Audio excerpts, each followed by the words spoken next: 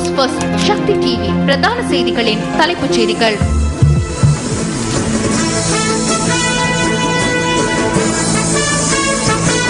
தலைப்புச் செய்திகளுக்கு எங்களுடைய அவதானம். யாழில் தமது உறவுகளை தேடித் தருமாறு காணாமற் போனவர்கள் தொடர்பில் ஆராயும் ஜனாதிபதி ஆணைக்குழு முன்னிலையில் மக்கள் கோரிக்கை. இரணைமடு திட்டம் தொடர்பில் ஆராய்வதற்கு நியமிக்கப்பட்டுள்ள நிபுணர் குழுவின் அறிக்கை நாளை. ரயில் சாரதிகளின் வேலை நிறுத்தம் தொடர்கிறது. பயணிகள் சிரமத்தில்.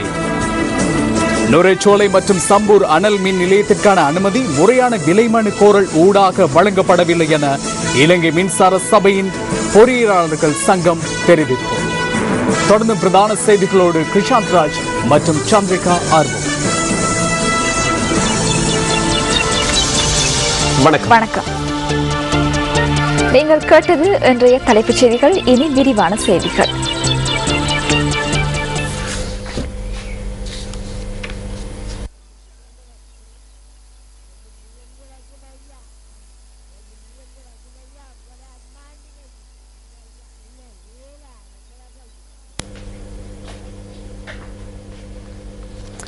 உறவுகளை தொலைத்துவிட்டு அவர்களை தேடும் ஓர் அன்னையின் அவலக்குரலே இது. காணாமல் போனோர் தொடர்பான முறைப்பாடுகளை விசாரணை செய்யும் ஜனாதிபதி ஆணைக்குழுவின் சாட்சி பதிவுகள் யாழ் கோப்பாய் பிரதேச செயலகத்தில் இன்று ஆரம்பமானது. இது தொடர்பான விரிவான தகவல்களை தொடரும் செய்திகளில் எதிர்பாருங்கள். இரணைமடு குளத்திலிருந்து யாழ்ப்பாணத்துக்கு நீர் விநியோகிப்பது தொடர்பிலான இறுதி முடிவை மிக விரைவில் எடுக்க உள்ளதாக வடமாகாண விவசாய அமைச்சர் பொன்னத்துரை ஐங்கரநேசன் தெரிவிக்கின்றார். இந்த திட்டம் தொடர்பில் ஆராய்வதற்கு நியமிக்கப்பட்டுள்ள நிபுணர் குழுவின் அறிக்கை நாளை கிடைத்தவுடன் தீர்மானம் எடுக்கப்படும் என அவர் கூறினார். 2007ஆம் ஆண்டு கைச்சாத்திடப்பட்ட இரணைமடு குளத்திலிருந்து யாழ்ப்பாணத்துக்கு குடிநீர் விநியோகிப்பதற்கான திட்டம் தொடர்பில் தற்பொழுது பெரிதாக பேசப்படுகின்றது. தமது விவசாய செயற்பாடுகளுக்கே நீர் போதாமல் இருக்கும் வேளையில் எவ்வாறு யாழ்ப்பாணத்துக்கு நீரை விநியோகிப்பது என கிளிநொச்சி மாவட்ட விவசாயிகள் வினவுகின்றனர். தமது தேவையை பூர்த்தி செய்துவிட்டு இந்த திட்டம் தொடர்பில் ஆராய முடியும் என்றும் அவர்கள் தெரிவிக்கின்றனர். எனினும் யாழ் மற்றும் கிளிநொச்சி மாவட்டங்களைச் சேர்ந்த 3 லட்சம் மக்கள் நன்மையடையும் வகையில் இந்த திட்டத்தை நடைமுறைப்படுத்துவதில் எவ்வித பிரச்சனையும் ஏற்படாது என தேசிய நீர்வளங்கள் மற்றும் வடிகால் அமைப்பு சபை தெரிவிக்கின்றது. இந்த பின்புலத்தில் இரணைமடு திட்டம் தொடர்பில் ஆராய்வதற்கு புத்திஜீவிகள் அடங்கிய நிபுணர் குழு ஒன்று கடந்த 2 மாதங்களுக்கு முன்னர் நியமிக்கப்பட்டது. நிச்சயமாக எங்களுடைய விவசாயிகள் யாரும் பாதிக்கப்படுவதை விவசாய அமைச்சர் என்ற ரீதியில் நானோ அல்லது எங்களுடைய முதலமைச்சரோ விரும்பவும் இல்லை. நாங்கள் இந்த திட்டம் தொடர்பான ஒரு நிபுணத்துவ குழுமை நாங்கள் நியமித்திருந்தோம். அந்த அறிக்கைகள் எங்களிடம் தரப்பட்டதுக்கு பிறகு மாகாண சபை இது தொடர்பான இறுதி முடிவை வெகு விரைவில் உங்களுக்கு அறிவிக்கும். அதற்கு பின்னர் அந்த குழு பல தடவைகள் கூடி பல்வேறு முக்கிய விடயங்கள் தொடர்பில் ஆராய்ந்துள்ளது. நேற்றிரவும் இவர்கள் மிக நீண்ட நேரம் பேச்சுவார்த்தை நடாத்தியுள்ளனர். இந்த நிபுணர் குழுவின் உறுப்பினர்கள் யார்? யாழ் பல்கலைக்கழகத்தின் கலைப்பிடத்தின் பீடாதிபதி பேராசிரியர் பி சிவநாதன் இந்த நிபுணர் குழுவின் தலைவராக செயற்படுகின்றார். ஏனைய உறுப்பினர்கள் கலாநிதி எஸ் சிவகுமார், சிரேஷ்ட விரிவுரையாளர் பொறியியல் பீடம் யாழ் பல்கலைக்கழகம், பேராசிரியர் பி ராஜேஸ்வரன், விரிவுரையாளர் புவியியல் துறை யாழ் பல்கலைக்கழகம், ஏ.டி. கணேசலிங்கம், சிரேஷ்ட விரிவுரையாளர் அரசியல் விஞ்ஞானம் யாழ் பல்கலைக்கழகம், ஆர் ராஜேஷ் கண்ணா, சிரேஷ்ட விரிவுரையாளர் சமூகவியல் துறை யாழ் பல்கலைக்கழகம், வைத்திய கலாநிதி எஸ் குமரவேல், யாழ் போதனா வைத்தியசாலை, வைத்திய கலாநிதி எஸ் சிவராஜா, யாழ் பல்கலைக்கழக மருத்துவ பீடம், பி ராஜநாயகம், முன்னாள் அரசாங்க அதிபர் கிளிநொச்சி, கே கனக சபாபதி, நீர்ப்பாசன திணைக்களத்தின் முன்னாள் பொறியியலாளர், எம் கணபதி பிள்ளை, முன்னாள் உப அதிபர் கொழும்பு ராயல் கல்லூரி, சட்டத்தரணி திருமதி வித்யாராணி சதீஷ்குமார், கலாநிதி திருமதி ஏ நந்தகுமார், சிரேஷ்ட விரிவுரையாளர் பிரயோக விஞ்ஞானம் வவுனியா வளாகம், எஸ் சுந்தரேஸ்வரன், வங்கியலாளர், திரு ஆறுமுகம், ஓய்வு பெற்ற விவசாய திணைக்கள உத்தியோகத்தர், கலாநிதி துஷ்யந்தி மிகுந்தன், விவசாய இயந்திரவியல் துறை விவசாய பீடம் யாழ்ப்பாணம். இரணைமடுவில் இருந்து யாழ்ப்பாணத்துக்கு நீர் விநியோகிப்பது தொடர்பிலான இறுதி தீர்மானம் இந்த நிபுணர் குழுவின் அறிக்கையிலேயே தங்கியுள்ளது. இதேவேளை யாழ்ப்பாணத்துக்கு நீர் விநியோகிக்கும் திட்டங்கள் தொடர்பில் இவ்வாறு வாத பிரதிவாதங்கள் இடம்பெறும் போது வடக்குக்கு நீர் விநியோகிக்க மகாவலி அதிகார சபையும் திட்டம் ஒன்றை வகுத்துள்ளது. தற்போது நிர்மாணிக்கப்படும் மொரகஹக்கந்த நீர்த்தேக்கத்தின் ஊடாக அன்றாதபுரத்துக்கும் அங்கிருந்து இரணைமடுவுக்கும் நீரை கொண்டு செல்வது இந்த திட்டமாகும். மொரகஹக்கந்த நீர்த்தேக்கத்திலிருந்து 160 கிலோமீட்டருக்கும் அதிகமான நீளம் கொண்ட வாய்க்கால் மூலம் இரணைமடு குளத்துக்கு நீரை கொண்டு செல்ல உத்தேசிக்கப்பட்டுள்ளதுடன் அதனை அடுத்த 10 வருடங்களுக்குள் நிறைவு செய்ய எதிர்பார்ப்பதாகவும் இலங்கை மகாவலி அதிகார சபை தெரிவிக்கின்றது. எனினும் இந்த திட்டம் நடைமுறைப்படுத்தப்படுமாயின் மத்திய அரசாங்கத்துக்கு இது தொடர்பிலான அதிகாரம் சென்றுவிடும் என பலரும் கூறுகின்றனர். மகாவலி வருவதற்கான சகல வேலையும் நடக்கும். இப்படி தண்ணீரை அல்ல வேற திட்டங்களை பல்தேசிய கம்பெனிகளை கொண்டு வந்து அந்த இடங்களை மத்திய அரசுக்கு சொந்தமாக்கினா யாரும் அதை பற்றி பேச முடியாது. நுரைச்சோலை மற்றும் சம்பூர் அனல் மின் நிலையத்திற்கான அனுமதி முறையான கேள்வி கோரல் ஊடாக வழங்கப்படவில்லை என இலங்கை மின்சார சபையின் பொறியியலாளர்கள் சங்கம் தெரிவிக்கின்றது. அதன் காரணமாக தற்போது பல்வேறு பிரச்சினைகள் ஏற்பட்டுள்ளதாக அவர்கள் கூறுகின்றனர்.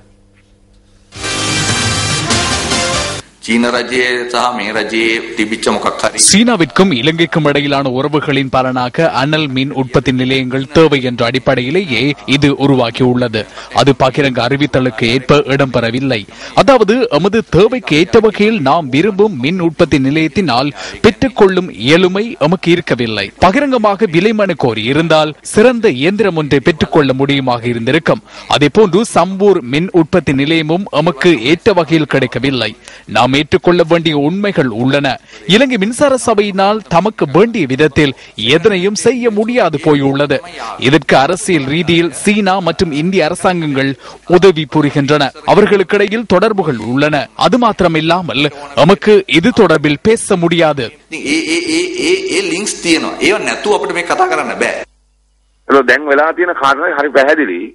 இங்குள்ள விடயங்களை ஆராய்கின்ற போது தெளிவாக இங்கு ஊழல் நிறைந்த கொடுக்கல் வாங்கல் இடம்பெற்றுள்ளது என்பது தெளிவாகின்றது. இதன் ஊடாக கடந்த 2 வருடங்களாக பாரிய நட்டம் ஏற்பட்டுள்ளது.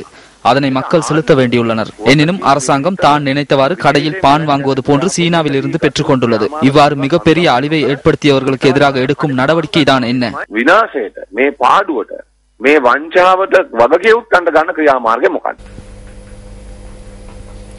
அடுத்த சக்தியின் தேடல்.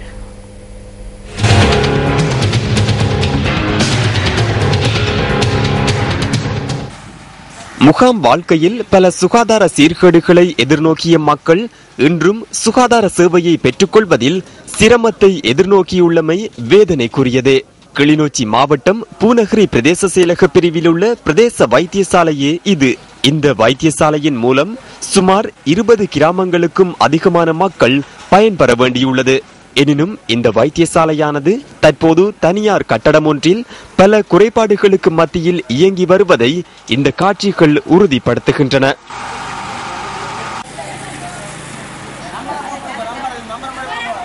நோய் கூட வந்து இங்கே கன நேரம் காவல் இருக்க முடியாது. நாங்கள் கன நேரம் இருக்கவும் முடியாது. அதுக்கேற்ற மாதிரியான ஒரு ஆசுபத்திரியும் இல்லை. எல்லாம் அலங்கோலமாக இருக்க வேண்டி இருக்கின்றது. அதுவும் இல்லாமல் வெயிலே கிடந்து காயுகின்றோம். இதுக்கு ஏதாவது நீங்கள் அனுக்கிரகிக்குமாறு உங்கள் அதிக தாழ்மையுடன் வேண்டிக் கொள்கின்றோம். பெரிய கஷ்டமாக இருக்கிறது. குழந்தை பிள்ளைகளோடும் வயது போனவர்களும் வந்து இங்கே வெயிலில் இருக்கிறார்கள். அவர்களுக்கு சிகிச்சை புற முடியாமல் இருக்கிறது. இந்த குறைபாட்டை நிவர்த்தி செய்வதற்காக வடக்கின் வசந்தம் திட்டத்தின் கீழ் பொருளாதார அபிவிருத்தி அமைச்சினால் 2012ஆம் ஆண்டு சுமார் 40 மில்லியனுக்கும் அதிக செலவில் நிர்மாணிக்கப்பட்ட கட்டடமே இது. இந்த கட்டடத்தின் நிர்மாண பணிகள் நிறைவடைந்து 6 மாதங்கள் கடந்துள்ள போதிலும் இதுவரை வைத்தியசாலை தேவைகளுக்காக இந்த கட்டடம் பயன்படுத்தப்படவில்லை என்பது வேதனைக்குரிய விடயமே. நாங்கள் 8 மணிக்கு வந்து நிற்கிறோம். இங்கே ஒரு தங்கி நிற்கிறது கூட ஒரு நாள் மரம் இல்லை. வெயில் வழியே நின்று 12 மணி ஆகுது. நாங்கள் இன்னும் மறந்தெடுத்து போவேன். உங்களை ஒரு தர கேட்டாலும் இருக்கிறப்பங்கிறப்பங்கன்னு சொல்லிட முடியாது. தரவே தற்போது தனியார் கட்டடத்தில் இயங்கும் இந்த வைத்தியசாலையில் நோயாளர் விடுதிகள் இல்லை என்பது மற்றும் ஒரு குறைபாடாகும். இதனால் நோயாளர்கள் தங்கியிருந்து சிகிச்சை பெற வேண்டுமாயின் சுமார் 30 கிலோமீட்டர் தூரத்தில் உள்ள கிளிநொச்சி பொது வைத்தியசாலைக்கு அல்லது 25 கிலோமீட்டர் தொலைவில் உள்ள சாவகச்சேரி தள வைத்தியசாலைக்கு செல்ல வேண்டியுள்ளதாக மக்கள் கவலை தெரிவிக்கின்றனர். எனக்கு வயது 72. இப்படியான வயதில் நாங்கள் வந்து வெயிலில் மிக கஷ்டப்பட்டு மருந்துக்காக காத்திருக்கிறோம். மாதம் மாதம் கிளினிக்கு வருவது வழக்கம். ஆனால் எங்களுக்கு ஆஸ்பத்திரி சரியான முறையில் இயங்காதபடியால் புதிய ஆஸ்பத்திரி ஒன்று கட்டியம் இன்னும் திறப்பு நடைபெறாது. நோயாளிகளாகிய நாங்கள் மிகவும் கஷ்டப்படுகின்றோம். பெருந்தொகை செலவில் நிர்மாணிக்கப்பட்ட இந்த வைத்தியசாலை கட்டடம் இவ்வாறு எந்தவித பயனுமின்றி காணப்படுவது கவலைக்குரியதே. வடமாகாண சுகாதார அமைச்சரே, இது உங்களின் கவனத்திற்கு.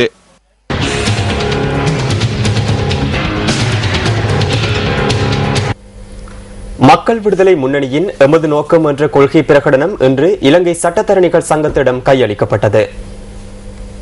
மக்கள் விடுதலை முன்னணியின் தலைவர் அனுரகுமார திசாநாயக்கவினால் கட்சியின் கொள்கை பிரகடனம் இலங்கை சட்டத்தரணிகள் சங்கத்தின் தலைவர் உபல் ஜெயசூரியவிடம் கையளிக்கப்பட்டது. அடிமைத்தனத்திற்கு எமது சமூகத்தை கொண்டு சென்றுள்ளனர். அதற்கு எதிரான சிறந்த ஆளுமை உள்ள மானிட வர்க்கத்தை நாம் உருவாக்க வேண்டும். இதற்கான திட்ட கொள்கையை நாங்கள் முன்வைத்துள்ளோம். அதனை இன்று சட்டத்தரணிகள் சங்கத்திடம் கையளித்துள்ளோம். நாட்டை கட்டியெழுப்புவதற்கான திட்டத்தை முன்வைத்துள்ளோம். இதனை சமூகத்திற்கு கொண்டு செல்ல எதிர்பார்க்கின்றோம். විවිධ සමාජ ශාස්ත්‍ර පිරිසට ගෙන යාමට අප බලාපොරොත්තු වෙනවා. අතවශ්‍යම අද මේ රටේ நாட்டில் தற்போது ராணுவமயமாக்கல் இடம்பெறுகின்றமையை காணக்கூடியதாக உள்ளது. விசேடமாக நீதிமன்றங்களில் நீதிபதிகளை நியமிப்பதிலும் நாம் இந்த நிலைமையை காண்கின்றோம். நிறைவேற்று அதிகாரத்தினால் தன்னிச்சையாக தகுதியற்றவர்கள் அண்மை காலமாக நியமிக்கப்பட்டனர். தகுதியானவர்கள் நியமிக்கப்படாவிடின் நீதிமன்றத்தின் சுயாதீன தன்மை அழிந்துவிடும். சட்டம் வீழ்ச்சி கண்டால் நாட்டில் பாரிய அளவில் அசாதாரணமான சூழல் ஏற்பட்டுவிடும். ஜனநாயக கட்சியின் வேட்பாளர்கள் தொடர்பில் அந்த கட்சியின் தலைவர் சரத் பொன்சேகா நேற்று பாணந்துறை வலான பிரதேசத்தில் இடம்பெற்ற கூட்டம் ஒன்றின் போது கருத்து தெரிவித்தார்.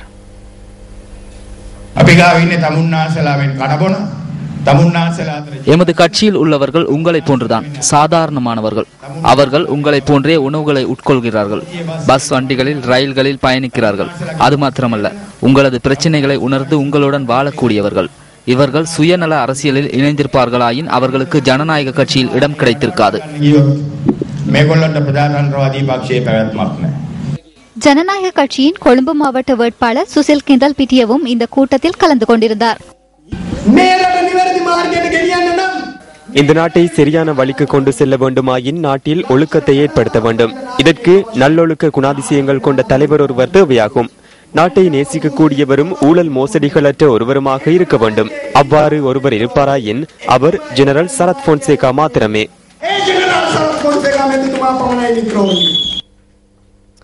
ஐக்கிய மக்கள் சுதந்திர கூட்டமைப்பின் கொழும்பு மாவட்ட வேட்பாளர் ஹிருணிகா பிரேமச்சந்திர பெற்றோர்களை இழந்த குழந்தைகளை இன்று சந்தித்து அவர்களுடன் இன்றைய நாளை செலவழித்துள்ளார்.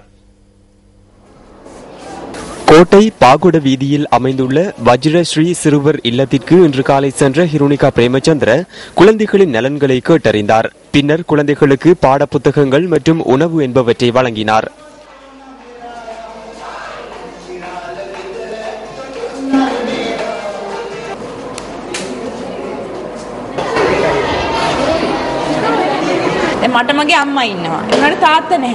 எனக்கு எனது தாய் இருக்கின்றார், ஆனால் தந்தை இல்லை. அதே போன்று தாயும் தந்தையும் இல்லாத குழந்தைகள் இங்கு இருக்கின்றார்கள்.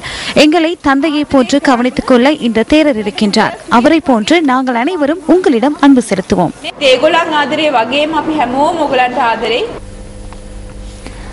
மேல் மற்றும் தென்மாகாண சபை தேர்தலுடன் தொடர்புடைய 147 முறைப்பாடுகள் பதிவாகியுள்ளதாக தேர்தல்கள் செயலகம் தெரிவித்துள்ளது. சட்டவிரோத தேர்தல் பிரச்சார கூட்டங்கள், ஊர்வலங்கள் மற்றும் கோஷம் எழுப்புதல் என்பவற்றோடு தொடர்புடைய முறைப்பாடுகளே அதிக அளவில் பதிவாகியுள்ளதாக தேர்தல்கள் முறைப்பாட்டு பணியகம் குறிப்பிட்டுள்ளது. இந்த காரணங்கள் தொடர்பில் 40 முறைப்பாடுகள் பதிவாகியுள்ளன.